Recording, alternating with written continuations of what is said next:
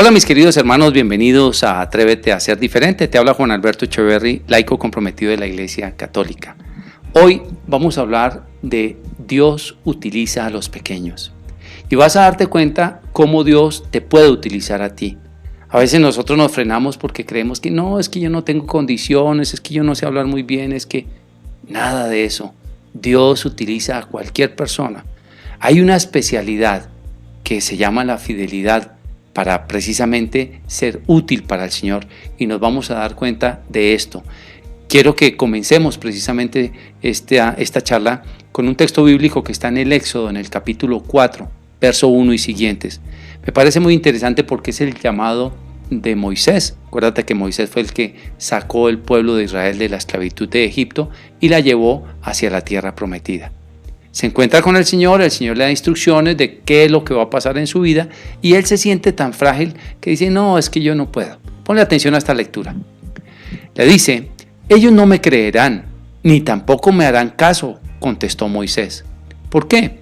Porque por un lado Moisés tenía que ir a hablarle al faraón, que eran donde estaban esclavizados, pero además tenía que hablarle también a su pueblo. Recordemos que él había huido porque había tratado de matar o que había matado a un egipcio, digamos por accidente.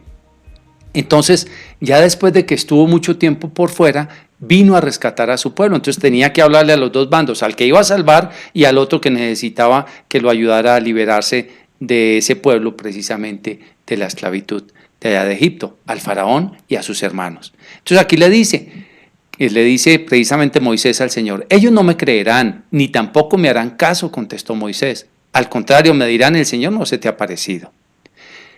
¿Qué es lo que tienes en la mano?, preguntó el Señor. Un bastón, contestó Moisés. Arrójalo al suelo, ordenó el Señor. Moisés lo arrojó al suelo y en ese mismo instante el bastón se convirtió en una serpiente. Moisés se echó a correr para alejarse de ella, pero el Señor le dijo, extiende la mano y agárrala por la cola. Moisés extendió la mano y al agarrarla, la serpiente se convirtió otra vez en bastón. Esto es para que crean que se te ha aparecido el Señor, Dios de tus antepasados, Dios de Abraham, de Isaac y de Jacob. Dijo el Señor, y ahora, mete tu mano en el pecho. Moisés metió su mano en el pecho y al sacarla, vio que estaba enferma de lepra y blanca como la nieve. Recordemos que la lepra comienza con unas manchas blancas en la piel. Entonces Dios le dijo, vuelve a meter tu mano en el pecho. Moisés lo hizo así y al sacar la mano de nuevo, ya estaba tan sana como todo su cuerpo. Luego el Señor le dijo, si con la primera señal no te creen ni te hacen caso, entonces te creerán con la segunda. Pero si no te creen ni te hacen caso con ninguna de estas dos señales, saca agua del río y derrámala sobre el suelo. En cuanto el agua que saques del río caiga al suelo, se convertirá en sangre. Ay, Señor, respondió Moisés, yo no tengo facilidad de palabra. Y esto no es solo de ayer ni de ahora que estás hablando con este siervo tuyo, sino de tiempo atrás. Siempre que hablo, se me traba la lengua. Mira, todas las cosas que el Señor le había regalado como manifestación para que lo escucharan, pero él ni siquiera, es más, ni le puso problemas a los milagros. Lo único que empieza es a fijarse en sus miserias, en sus imperfecciones, en que él no podía hablar. Wow, esto me sorprende poderosamente y mira cómo le contesta el Señor. Pero el Señor le contestó, ¿y quién le ha dado la boca al hombre? ¿Quién sino yo lo hace mudo, sordo, ciego o que pueda ver? Así que anda, que yo estaré contigo cuando hables y te enseñaré lo que debes decir. Es decir, el Señor lo interpeló y le dijo, nada, pues yo soy capaz de transformar lo que sea, cree tranquilo. Pero Moisés insistió, ay Señor, por favor, envía a alguna otra persona. ¿Cuántos peros le hemos puesto nosotros al Señor cuando nos ha enviado a hacer algo? No, es que yo no, es que tal vez, es que. No, mi querido hermano, mi querida hermana, al Señor no tenemos por qué ponerle peros. Él tiene todo para resolver nuestra vida y nuestro llamado. Y mira lo que sigue. Entonces el Señor se enojó con Moisés y le dijo, pues ahí está tu hermano Aarón, el levita. Yo sé que él habla muy bien. Además, él viene a tu encuentro y se va a alegrar mucho de verte. Habla con él y explícale todo lo que tiene que decir. Yo por mi parte estaré con él y contigo cuando hablen, y les daré instrucciones de lo que deben decir y hacer. Tú le hablarás a Aarón como si fuera yo mismo, y Aarón a su vez le comunicará al pueblo lo que le digas tú. Llévate este bastón, porque con él harás cosas asombrosas. Es palabra de Dios, te alabamos, Señor. Pues mis queridos hermanos, cuántas excusas sacamos porque creemos que no tenemos condiciones precisamente para servirle al Señor. Porque nos consideramos frágiles, inexpertos, porque es que no tengo la estatura, porque es que no tengo el tamaño, porque es que no soy apuesto, porque es que soy gordo, porque soy flaco, porque, oye, el Señor puede hacer lo que sea con tal de cumplir su misión contigo. Dios no llama a los preparados, prepara a los que llaman. Claro que sí. Dios nos regala las condiciones. Cuando Él quiere hacer algo contigo o conmigo, Él nos regala las condiciones. Tantas cosas que ha puesto en nuestro camino. Y no te estoy diciendo solamente evangelizar de palabra o que te tengas que saber la Biblia o estudiar teología para ir a evangelizar. A veces sencillamente sirviéndole a un pobre, a un enfermo. ¿Cuánto te necesita Dios? Y cuántas veces nosotros, como se dice vulgarmente en mi país, le sacamos el cuerpo a las cosas de Dios y al servicio. Sin embargo, mira lo que sucede. Este hombre finalmente accedió a lo que Dios le pidió, hizo el trabajo que tenía que hacer, fue responsable con lo que hizo, y sin embargo Aarón y María, su hermana, comenzaron a hablar mal de él. Esto está en Números, en el capítulo 12. Ojalá leas todo el capítulo 12. Yo solamente voy a leer una fracción. Dice así: María y Aarón comenzaron a hablar mal de Moisés porque éste se había casado con una mujer etíope. Además le dijeron: el Señor no ha hablado solamente a Moisés, también ha hablado con nosotros. Y el Señor lo oyó. En realidad, Moisés era el hombre más humilde del mundo. Por eso el Señor les dijo a Moisés, a Aarón y a María: vayan ustedes tres a la tienda del encuentro. Los tres fueron allá. Entonces, el Señor bajó en una espesa nube y se colocó a la entrada de la tienda. Luego llamó a Aarón y a María. Y cuando ellos se presentaron, el Señor les dijo: escuchen esto que les voy a decir. Cuando hay entre ustedes un profeta de mi parte, yo me comunico con él en visiones y le hablo en sueños. Pero con mi siervo Moisés no lo hago así. Él es el más fiel de todos mis siervos. Y con él hablo cara a cara y en un lenguaje claro. Y si él me ve cara a cara, ¿cómo se atreven ustedes a hablar mal de él? Es palabra de Dios, te alabamos, Señor.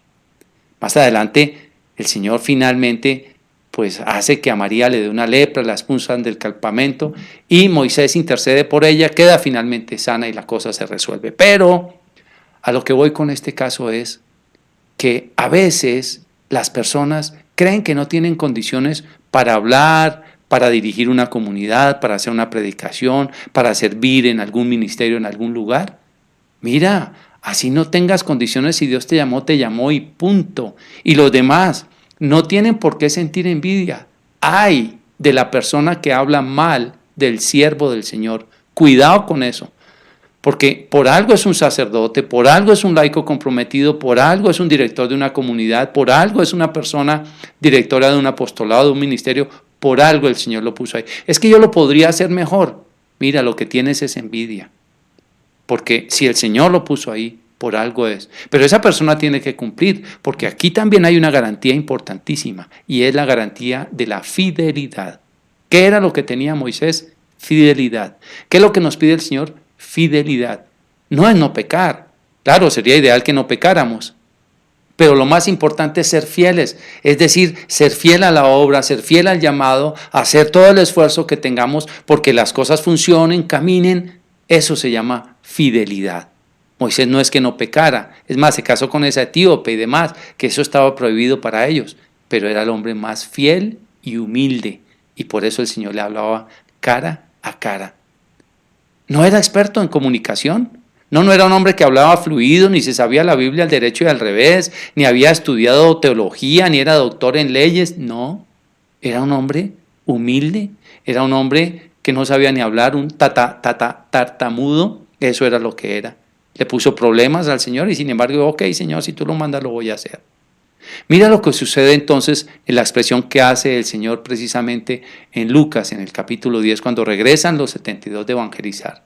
En aquel tiempo Jesús dijo: Te alabo, Padre y Señor del cielo y de la tierra, porque has mostrado a los sencillos las cosas que escondiste de los sabios y entendidos.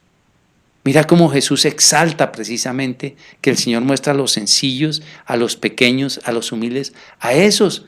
Y hay muchos textos bíblicos donde habla de este tema. Entre ellos hay uno perfectamente en 1 Corintios en el capítulo 3, a partir del verso 17 y 18. Ahí puedes encontrar cómo el Señor humilla la sabiduría de este mundo.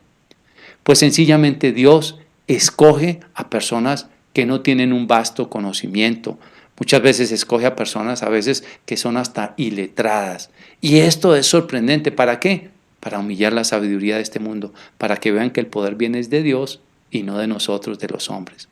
Mira precisamente la expresión que tenemos en estos días, en la liturgia de estos días, hablando de Pedro y de Juan, cuando sanaron al paralítico y tuvieron que presentarse delante de los ancianos, de los judíos.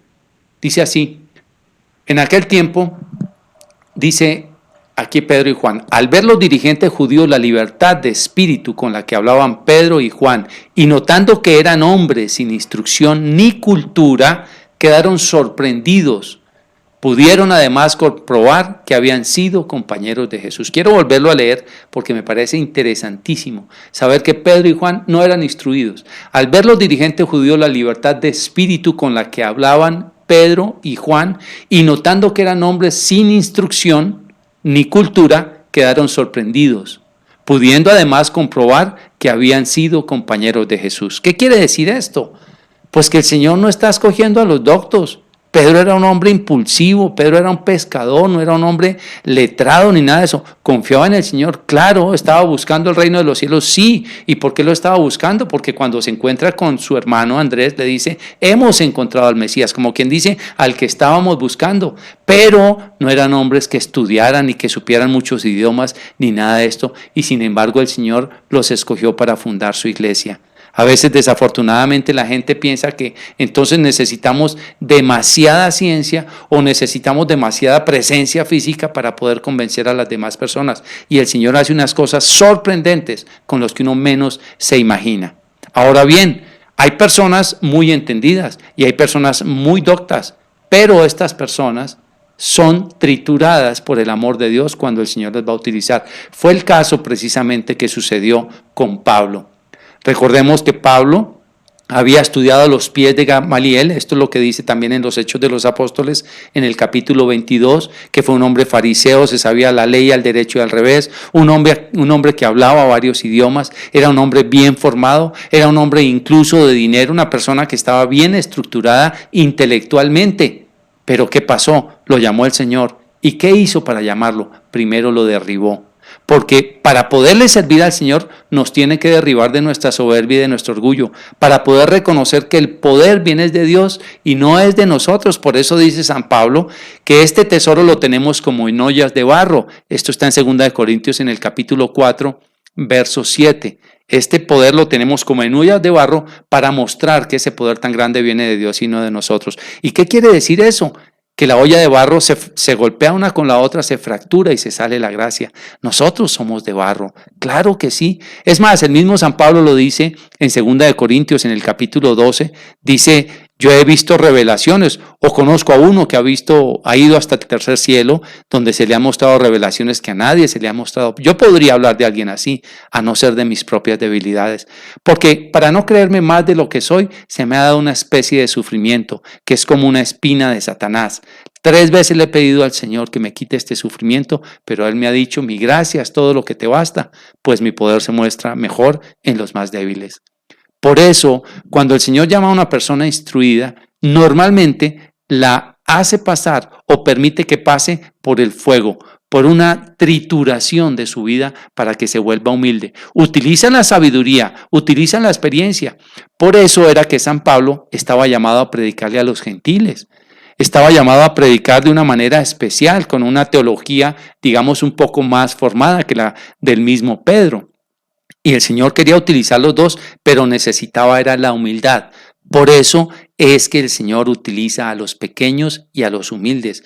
No importa si no has estudiado mucho, puedes comenzar a hacerlo. Eso no tiene nada que ver. Puedes estudiar o no estudiar. Lo que sí es cierto es que si el Espíritu Santo se ha derramado en ti, tú puedes hablar con una unción especial porque es una gracia divina, una gracia que viene de lo alto. Es la sabiduría que viene de Dios y es una sabiduría absolutamente diferente porque Dios utiliza a los pequeños y a los humildes. Hay gente que con su sonrisa, con su trabajo silencioso, allá atrasito en la cocina, en los retiros espirituales, en el servicio. Conozco uno particularmente en uno de los retiros a los cuales me invitan con relativa frecuencia, que es un hombre callado, pero este hombre se levanta temprano a las 4 de la mañana, temprano le tiene el café a todas las personas, no dice nada, acomoda todo calladito, no quiere estar ni en los aplausos ni en los reconocimientos. ¿Y cómo le sirve de hermoso al Señor?